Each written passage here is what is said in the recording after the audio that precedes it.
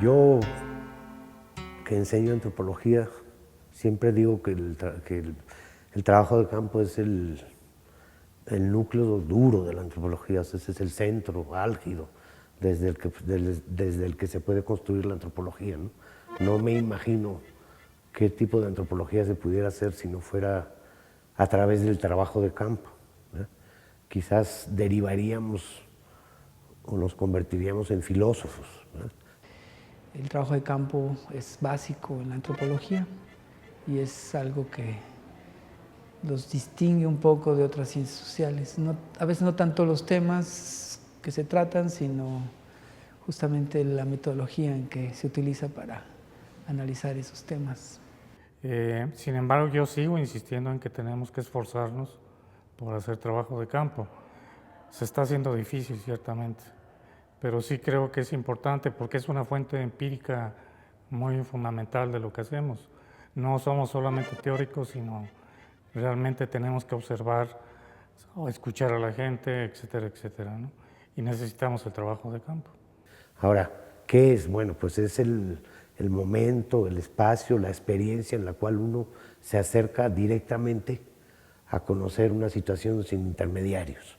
Digamos, el ver los hechos sociales y el convivir con la gente, digamos, en procesos largos, en periodos largos, esto que permiten una mejor compenetración y empatía con la gente.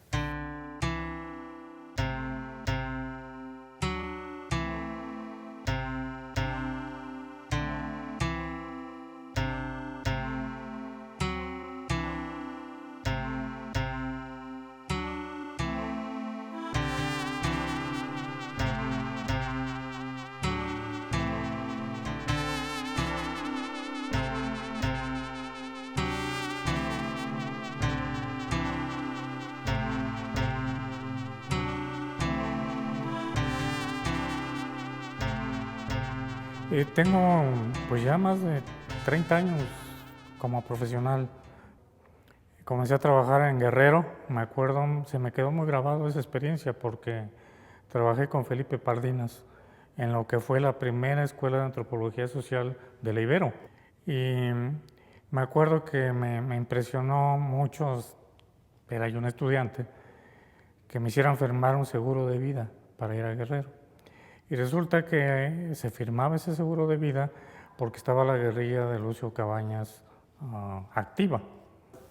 Bueno, todos los años, en la época de verano, es el periodo en el cual los estudiantes hacen sus trabajos de campo, ¿no? Y también nosotros, ¿no? Bueno, por muchos años, por más de 20 años, nosotros hicimos, no solo ahí, pero en buena medida hacíamos trabajo de campo en la Sierra Tarahumara, llegando a sitios bastante inaccesibles, ¿no? Nunca tuvimos problemas, y por supuesto que sí estaba ahí la presencia del narcotráfico. Vimos desde hace mucho tiempo sembradíos de amapola y de marihuana, etc., ¿no? Pero yo creo que en aquellos años había un cierto código, diríamos, de honor entre la gente que estaba metido en esas cosas. Tú no te metías con ellos y ellos te respetaban, ¿no? Y punto, ¿no? Y nunca tuvimos ningún problema. Ahora estamos viviendo una situación muy diferente, de violencia generalizada, de enfrentamiento de cárteles, por ejemplo, de penetración, digamos, del consumo de droga en las comunidades indígenas de manera muy llamativa, etcétera, etcétera, ¿no? Entonces, es otro contexto muy diferente, ¿no? Cuando empecé a trabajar en la industria maquiladora y era estudiante y tenía poco dinero, pues hacía los transcursos de viaje del Distrito Federal a la Ciudad Juárez en autobús y iba yo sola. Entonces, durante el camino iba conociendo muchas historias de las personas y pues me daba cuenta que eran casi todas contrabandistas al menoreo, ¿no? Eran fayuqueros. Y después a veces tenemos que hacer muchas paradas del ejército, en donde el ejército iba quitándole dinero a la gente. Y pues iba yo sola, era jovencita y llegaba a hoteles que según yo consideraba que eran muy baratos y después me daba cuenta que eran hoteles de paso. Entonces siempre había como esa vulnerabilidad del no saber. No me hacía acompañar de un equipo, no tenía contactos de referencia con quienes reportarme. Entonces hay cosas que voy aprendiendo durante el tiempo, pero que sí me pusieron en vulnerabilidad, ¿no? Y ahora digo, bueno, ¿cómo hice eso? Ya había yo estado en asambleas donde había judiciales durante las asambleas campesinas, pero nunca había habido violencia, pues estaba latente, había la posibilidad, pero no había violencia. Ahora la cosa ha cambiado. En Tanaco, un lugar donde trabajé muchos años, había un aserradero comunal y este aserradero comunal daba trabajo a todos los jóvenes. Resulta que los jóvenes se quedaron sin trabajo y ahora se dedican a la tala ilegal nocturna. Salen en camionetas de 3/4 de tonelada, recorren toda la sierra, tumbando árboles en la oscuridad. Y esto lo hacen porque hay un tráfico ilegal, no de drogas, sino de madera, para alimentar a la industria mueblera. El asunto está en que estos jóvenes están armados y se han enfrentado con el ejército. Ya hubo choques ahí con el ejército. ¿Qué puede pasar? Bueno, pues puede pasar que te paren en una carretera, que te asalten, que te secuestren, bueno, lo que ya todos sabemos, ¿no? Hay particularmente ciertas zonas de la sierra donde francamente es imposible trabajar. No quiero decirte más que, por ejemplo, los habitantes de esos pueblos en algunos sitios huyeron y se fueron a esconder a las cuevas porque llegan ahí los grupos los grupos de narcotráfico, etcétera, y tienen sus enfrentamientos, entonces antes les dan pitazo y desaparecen. Pues cuando yo hacía entrevistas en las empresas maquiladoras, me mandaban a los guardias de seguridad y me quitaban las entrevistas, me obligaban a borrar las fotografías, yo tenía que acelerar el paso, ya después cuando iba en el automóvil me seguían hasta que me sacaban del parque industrial, ¿no? Entonces, siendo pues zonas que no eran propiamente privadas, eran federales, ¿no? Y sí, esa parte sí me daba miedo. Y las entrevistadas pues ya no me querían dar después entrevistas porque sentían que iban a ser identificadas y yo también tenía que pensar en no ponerlas en una situación de pérdida de trabajo, ¿no? De las cosas que recuerdo de zozobra, de estar en medio de un conflicto, pues son la división de la localidad en dos, ¿sí? Y bueno, al paso del tiempo supimos que unos eran zapatistas y los otros no lo eran, ¿verdad? Por ahí del 15, 20 de diciembre de 93 vimos toda una columna de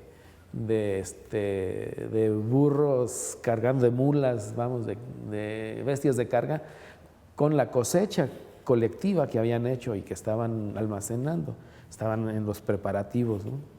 Y preguntamos qué pasaba y pues ya ahí nos dijeron que se estaban preparando para hacer guerra, ¿verdad? Ya no nos podíamos engañar, vamos, ya era algo evidente que había un conflicto. Llegamos a Nuevo Sabanilla, ahí conocíamos al hijo de Francisco López, un líder muy, muy importante de la ARIC, y había sido el presidente de la ARIC, pero también había sido zapatista. Y bueno, pues ahí pedimos hablar con las autoridades, muy tarde ya los pudimos ver y nos dijeron que no podíamos estar ahí, que nos teníamos que ir a otro día, ¿no?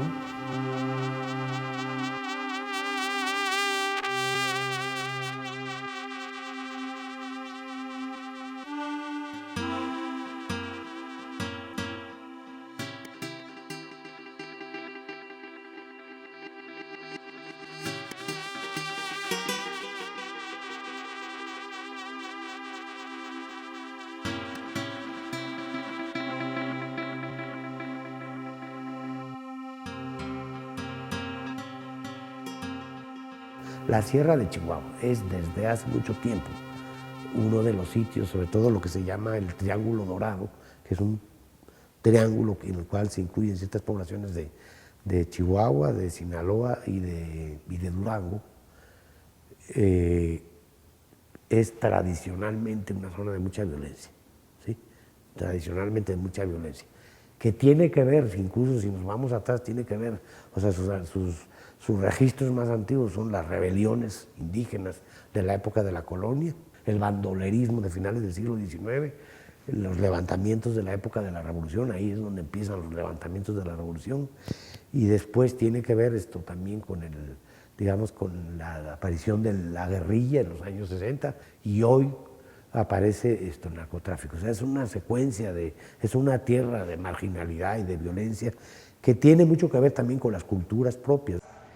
De hecho, yo cuando inicié mis estudios de maestría tenía intención de estudiar un teórico de la violencia, que es Carl Schmitt, un alemán, que cuando finalmente entré a la maestría me dijeron que podía estudiar ahí, pero tenía que cambiar de tema. Y estuve pensando un tiempo estudiar la guerrilla urbana en México. Y en esa coyuntura fue que estalló la violencia política en Michoacán y Guerrero, y entonces comencé a trabajar el tema este.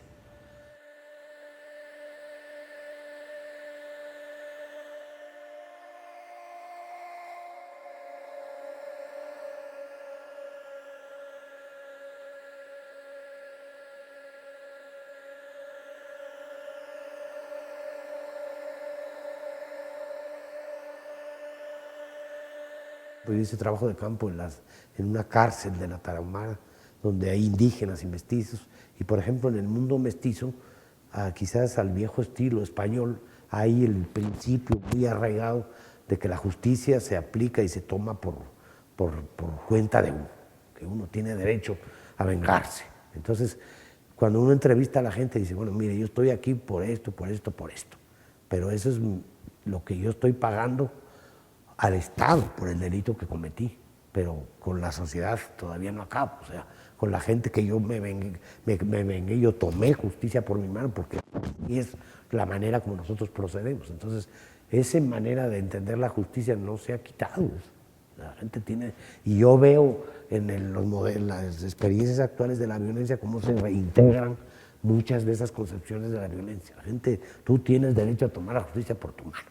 La justicia que aplica el Estado es asunto del Estado, pero tú tienes tus derechos, ¿sí?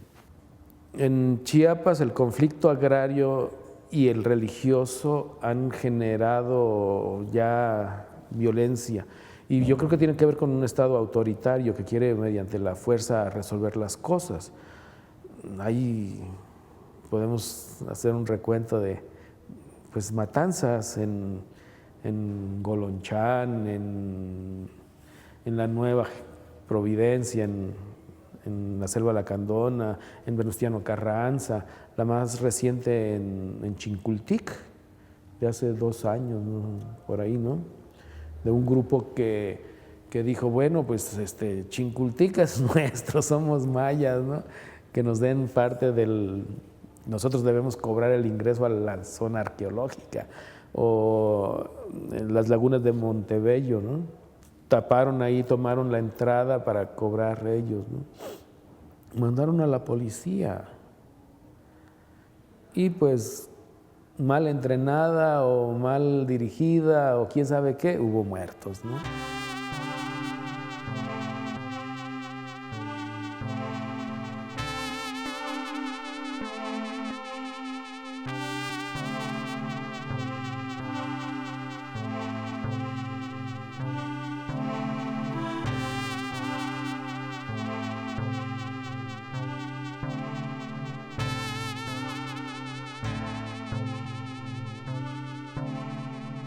Yo creo que la violencia que estamos viviendo en la actualidad es una nueva forma de violencia, y violencia intrafamiliar y otro tipo de violencia contra las mujeres, desde luego ha habido desde hace muchos años.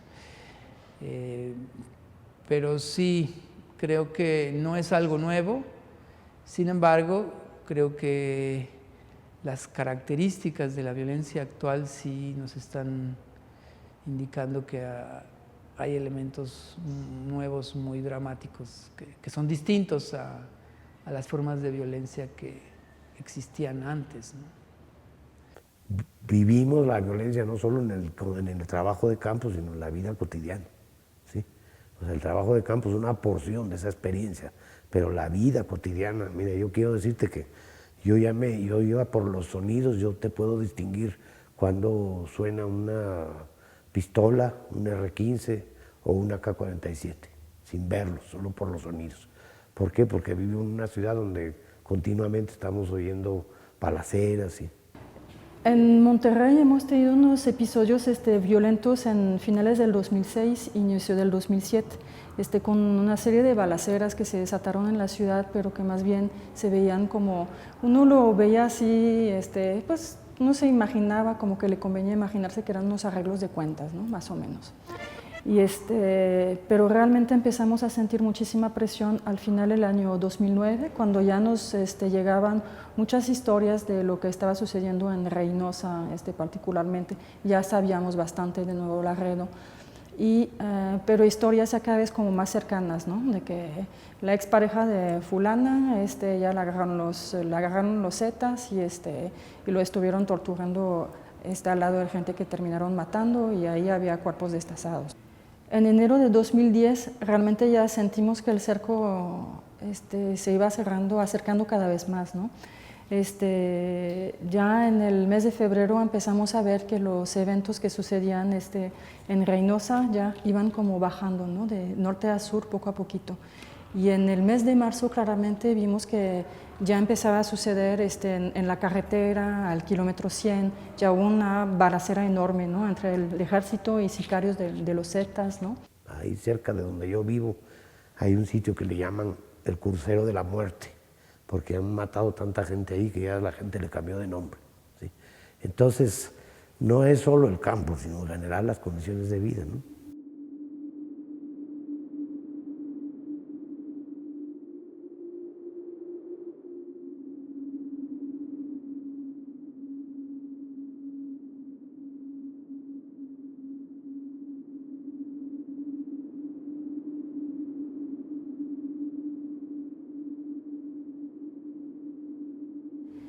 De pronto la frontera se acercó y nos rebasó, nos atravesó, nos cruzó, ¿no?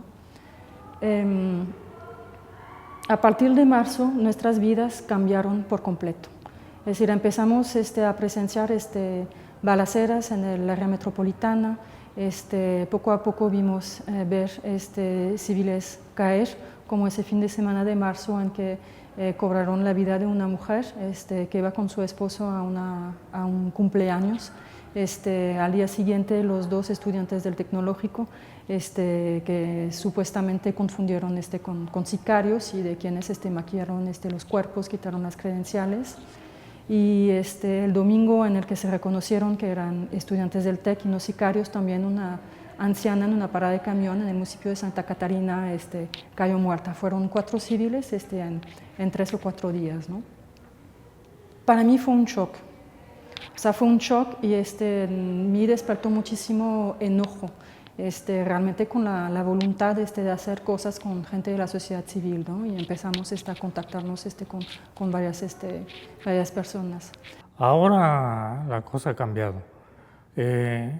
Alguien introdujo la idea de que todos son culpables. Esto a mí me inquieta muchísimo, porque ahora no respetan ni género, ni edad, nada en absoluto. Están matando a familias completas. Y el propio ejército creo que está asumiendo este rol de arrasar, tierra arrasada. Ciudad Juárez, por ejemplo, el tipo de trabajo de campo que yo hago, no puedo hacerlo. No puedo. No. En Matamoros podría estarlo haciendo, pero en este momento me da miedo por los entrevistados, ¿no? Por los jóvenes que están como muy involucrados. Y para el sureste y sur y centro sí puedo, ¿no? Aunque en Zapotlanejo, que fue otra exploración que hice, porque dije, bueno, necesito buscar otras zonas maquiladoras por cómo está la cosa, no va a poder estar tanto en el norte como antes. Y lo que me encontré en Zapotlanejo fue pues casas como muy bonitas, que yo pensaba que estaban relacionadas con la entrada de remesas, ¿no? Y el florecimiento de una industria medio textil que hay ahí, etcétera. Pues la gente me empezó a decir que no, que había lavado de dinero y que muchas pantallas eran justamente los talleres de textil. Entonces dije, bueno, ¿y ahora qué voy a hacer? Entonces nos retiramos mejor de ahí hasta no saber bien qué pasaba, pero ya lo tenemos aquí, ¿no? Zapotlanejo a menos de 1 hora. Yo trabajo en la Sierra Tarahumara de Chihuahua y pues como tú sabes es una de las zonas de mayor incidencia de la violencia y del narcotráfico y donde las tasas de homicidios son las más altas del país, de las más altas del país. Primero era la Sierra Tarahumara, ahora ya es todo el estado de Chihuahua. Entonces, ¿qué situaciones difíciles nos ha tocado?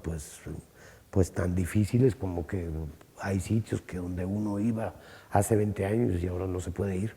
Y desde luego violencia generada por la producción de marihuana es bastante antigua, ya no sé, quizá a los años 50, 60 ya hay bastantes antecedentes al respecto.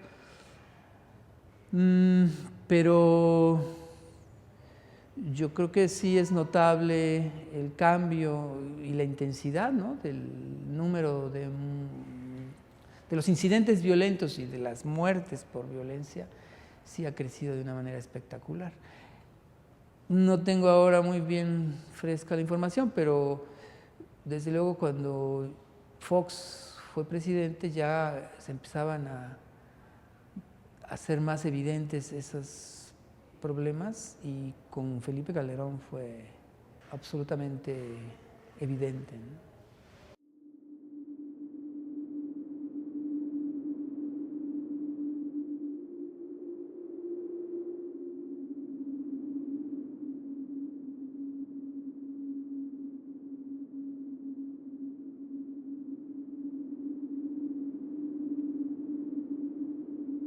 Al menos en Chiapas no hemos sentido la violencia que ahora se ha desatado con la guerra contra el narcotráfico. Probablemente sea porque ahí hay pues, hegemonía de un grupo y no hay conflictos entre grupos. Pienso que podría ser eso, ¿no? Hay retenes de repente, hay, ¿cómo le dicen?, operativos que van a apresar a alguien. Y bueno, en las entradas de las ciudades, de los poblados, ponen retenes, van a hacer la aprehensión y después de un par de horas todo vuelve a la normalidad. No parece que haya generado mayores problemas, vamos, ¿no? Solo eventuales, pero no quiere decir que no sean graves y de cuidado, ¿no? Sí, más hacia Tabasco o incluso la frontera con Guatemala sí ha habido algunas grescas, balaceras. Por fortuna, bueno, a los antropólogos no nos ha tocado estar en ese escenario, ¿no? En Apatzingán, cuando fue la muerte del líder de la familia, nunca se dijo cómo, o se dijo poco. Pues realmente fue un helicóptero Apache el que desde el aire abrió fuego a una fiesta una pelea de gallos. En Michoacán es muy común, todo el mundo lo sabe, que en las fiestas conviven narcotráfico con gente inocente. Desde la perspectiva presidencial somos cómplices, o sea, seríamos cómplices por no denunciar. Pero resulta que esa complicidad también tiene que ver con poder que tienen los narcos, con cooptaciones, con préstamos. No es tan fácil para la gente hacer eso, y todavía más se les olvida que son también mexicanos. Estamos, yo creo, en el principio quizás de una guerra civil, porque el hecho de que sean mexicanos significa que están conviviendo con el resto de la población. Pues por eso que estábamos enterados de los códigos de honor. Sabíamos que se iban a matar entre ellos, no afectaban a más, pero ahora ya las cosas ya cambiaron, ya no hay código de honor. Ahora se trata de matar y matar hasta no dejar rastro de nada. Y esto es terrible porque en Michoacán la mayor parte de las quejas que se han presentado en la Comisión de Derechos Humanos no están dirigidas contra la familia, lo cual, por supuesto, desde esta óptica de que todos somos cómplices, es complicidad. Pero desde la óptica de los derechos humanos hay más de 100 y pico de quejas en contra de la pacificación del ejército, de la violencia que se está empleando, torturas, saqueos, botines de guerra, y eso lo hace el personal militar. Y yo creo que si sigue esta vorágine, las cosas se van a volver peores. O sea, si uno fomenta la violencia, lo que pudiera ser negociado de manera pacífica podría tener otros resultados. Yo como madre de familia, yo soy madre de un hijo de 6 años, me ha tocado, por ejemplo, cruzar un narcobloqueo de noche con mi hijo, tener que pasar al lado de un grupo de 10 hombres armados hasta los dientes, sin siglas. Yo ni siquiera sabía ni quiénes eran, y pensando en un momento, aquí se desata una balacera y nosotros, a nadie le va a importar. Mi hijo en su escuela, por ejemplo, lo han entrenado por si se desata una balacera, en cómo reaccionar. Los niños al sonido de una chíchara saben que se tienen que tirar pecho tierra. Y desafortunadamente sucedió, y entonces un día mi hijo y sus compañeros y todos los niños de la escuela tuvieron que tirarse al piso. Eso para una madre de familia es algo muy difícil de asimilar. Provoca un sentimiento de impotencia, injusticia, desamparo, enojo bastante grande. También porque uno se siente con la incapacidad de explicar a su hijo qué es lo que está sucediendo, ¿no? Si yo no entiendo, ¿no? esta situación, ¿cómo le voy a poder explicar a él, ¿no? Yo la única respuesta que encontré,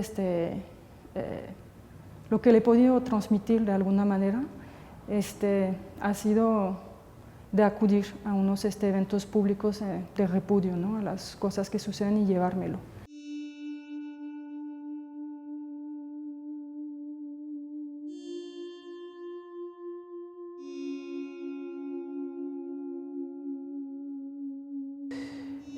Digamos que yo uno de los cambios que noto es en cuanto a la capacidad del Estado para controlar la violencia, ¿no? los años 40, 50, cuando el sistema político mexicano vive su esplendor, desde luego había violencia, y violencia sindical, violencia caciquil, pero hasta donde yo puedo entender era una forma de violencia más controlada. De alguna manera era permitida o tolerada por el Estado, pero a niveles regionales había alianzas y era un Estado social más preocupado por los derechos, ¿no?, sociales y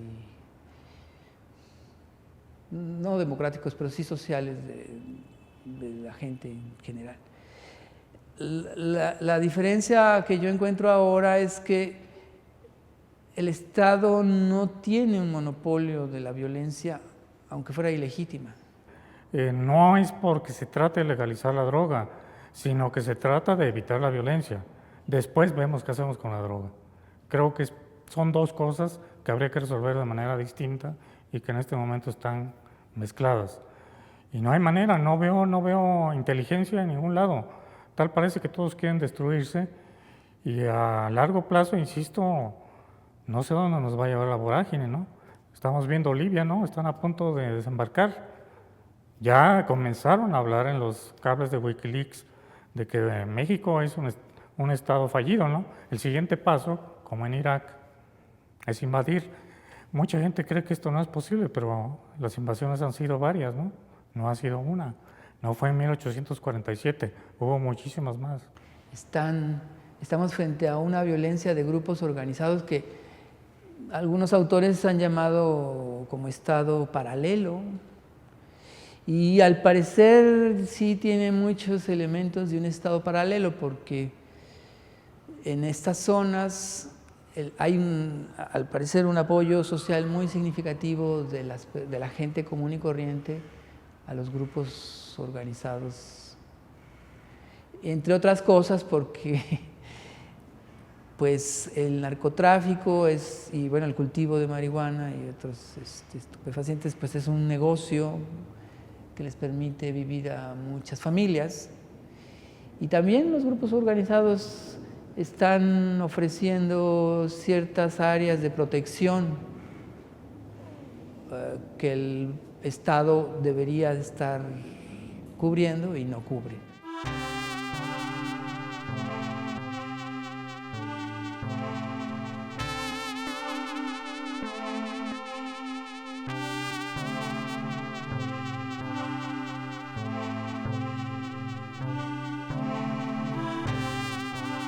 Pues uno tiene que ser muy precavido, por principio. Es evidente que hay un instinto de sobrevivencia y uno procura evitar estar en el momento inadecuado, a la hora inadecuada, etc. Pero no siempre es fácil hacer eso. A veces no sabe uno cuándo va a ocurrir. Sin embargo, la precaución siempre es permanente. Yo creo que tiene uno que estar muy, muy al tanto. Y también el trabajo de campo tiene que hacerse directamente con personas conocidas.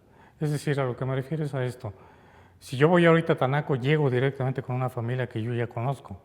Igual tengo que hacer en cualquier otro lugar. Yo eso sí he cambiado mi estrategia. Yo antes, por ejemplo, la Sierra de Chihuahua, y eso, pues iba, pues a veces con algún compañero y eso. Ahora trabajo más, por ejemplo, con jóvenes indígenas. Escuchar lo que dice la gente sobre los riesgos que hay de ir a un sitio o a otro, y la gente a veces le dice a uno, sabes que mira, aquí no vengas ya, ¿sí? Aquí no vengas porque ya empezó la gente a comprar armas, ya la gente empezó a estar en el narcomenudeo, etcétera, y ya la gente se armó. Entonces aquí si vienes a una fiesta como venías antes, yo no respondo lo que te pueda pasar, entonces mejor no vengas. A tal sitio sí puedes ir, a tal sitio no. En el caso concreto del chavo que fue levantado en Paracho y sobre el que empezamos a discutir varios, en este caso, como ya tenía preparado su proyecto de investigación y tenía ya muy corto tiempo para terminarlo, pues se le sugirieron algunas estrategias, digamos, de análisis que tienen que ver más con lo estadístico y lo cuantitativo que lo cualitativo, ¿no? Fotografías aéreas, no sé exactamente en qué va a terminar su trabajo, pero sí se le pidió que por el momento no realizara trabajo a campo. Ahí también en parte porque su tema se volvió muy peligroso. Él estaba tratando de estudiar cosas de formas de propiedad y límites territoriales entre comunidades. Y es un tema que en este momento es muy peligroso estudiar. Muchos de los muertos que ha habido son por cruzar un crucero indebido. Entonces, yo creo que debería de haber un contacto más estrecho con instituciones de seguridad para defender nuestro estatus como investigadores. Si por principio no se defiende eso, no se puede defender gran cosa.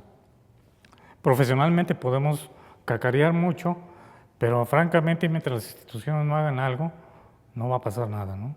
O sea, se necesita una actitud mucho más defensiva frente a esto, ¿no? Frente a los intereses de los investigadores y los intereses de las ciencias sociales, ¿no? Que yo creo que no somos los únicos que estamos en situaciones así, ¿no? Otra de las estudiantes que ha estado indirectamente involucrada en esto, la chica que está estudiando en Cherán, ella hacía una reflexión bastante interesante. A mí, dice, yo finalmente conozco a la gente, no quiero cambiar de tema, con un cierto temor voy a retomar mi trabajo de campo, pero no lo voy a abandonar. Lo que sí me preocupa es hasta dónde el contexto de la violencia va a afectar lo que los informantes están dispuestos a decirme, ¿no? Lo cual es absolutamente cierto.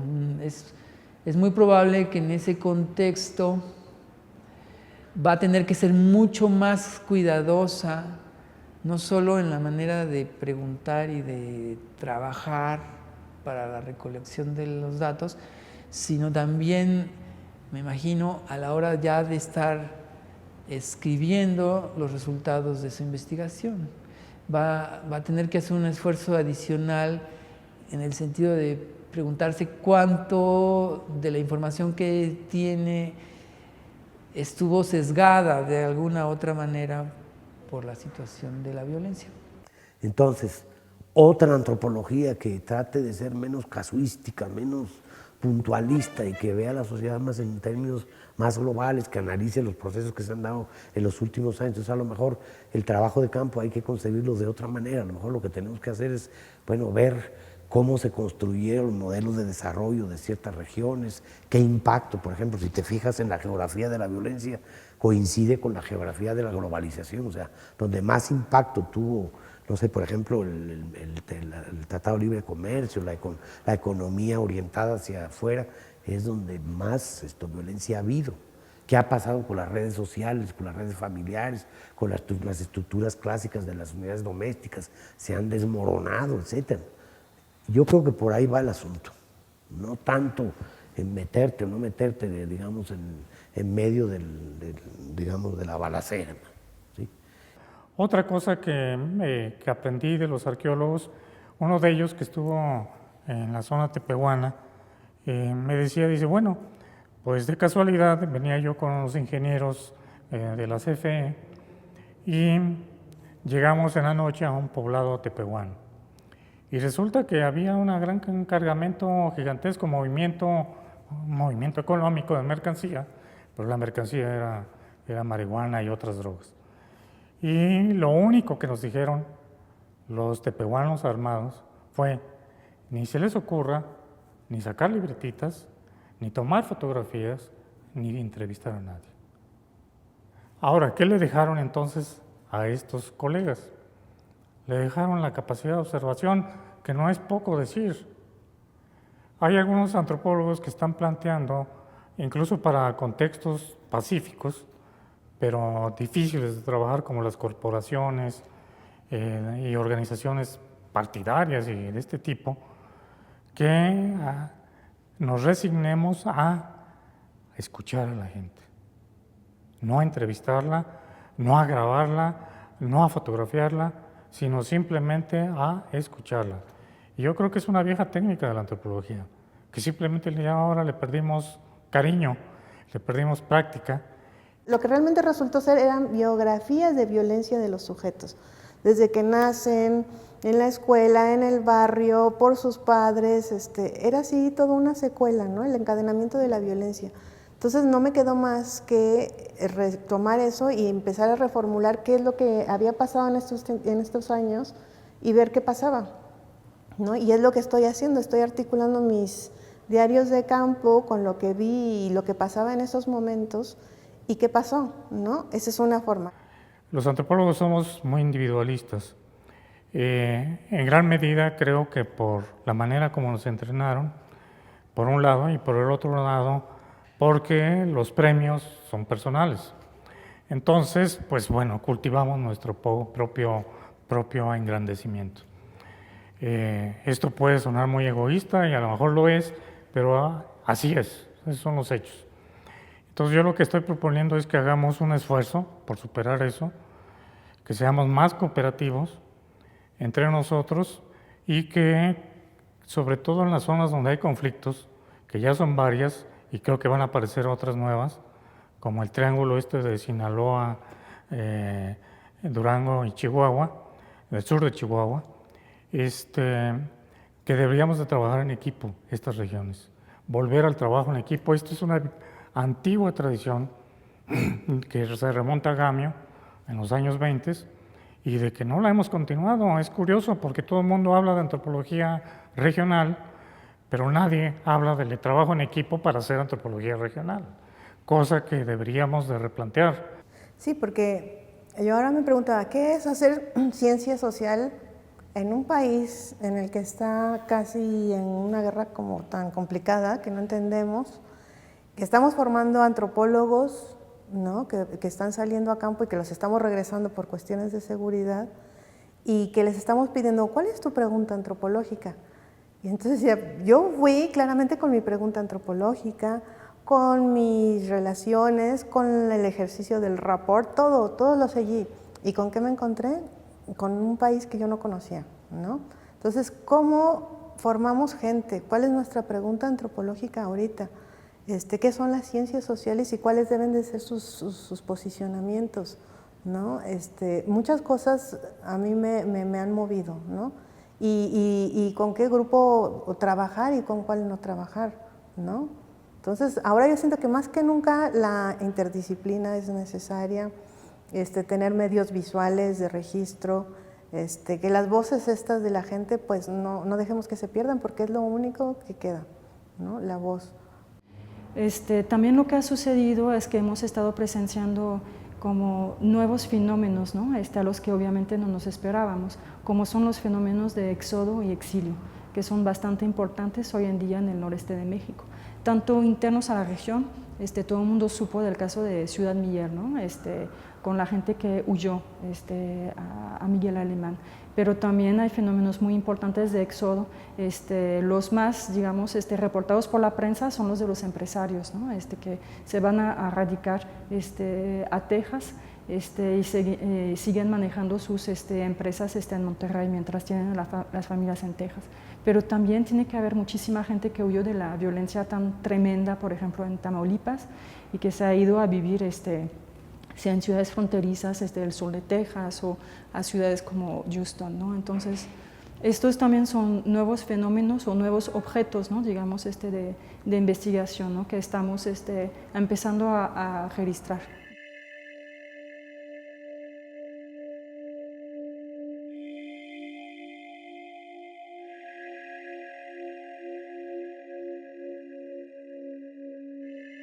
Entonces, quizás para estudiar eso no necesitamos ir al campo de la batalla, ¿no?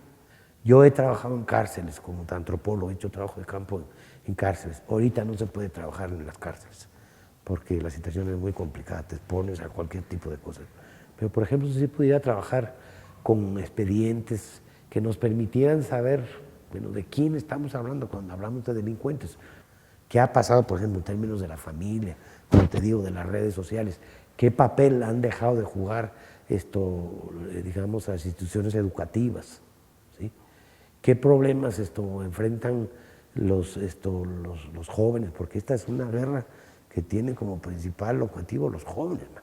Ellos son las víctimas y al mismo tiempo digamos también los actores principales de esta guerra, ¿no? Entonces, ¿qué va a pasar, no? Pero la pregunta que un antropólogo creo yo que se debe hacer es a un nivel mucho más profundo. ¿Cómo se explica que un chavo de 16 años de una colonia media o de una colonia popular que tenía trabajo en una maquiladora de Chihuahua o de Juárez decida mejor dejar eso y meterse a trabajar como sicario? Porque que un antropólogo, por alguna razón política, digamos, asuma una identificación, no sé, con un grupo guerrillero o con un grupo militar, lo entiendo. Y que desde ahí pueda construir una antropología, lo entiendo. Pero en este mundo donde estamos nosotros de violencia generalizada, no veo qué partido se pueda tomar. Y el partido que tomes no tiene regreso. O sea, la opción que tomes no tiene regreso. Entonces, si tú te metes en ese mundo, no sales. Nunca vas a salir.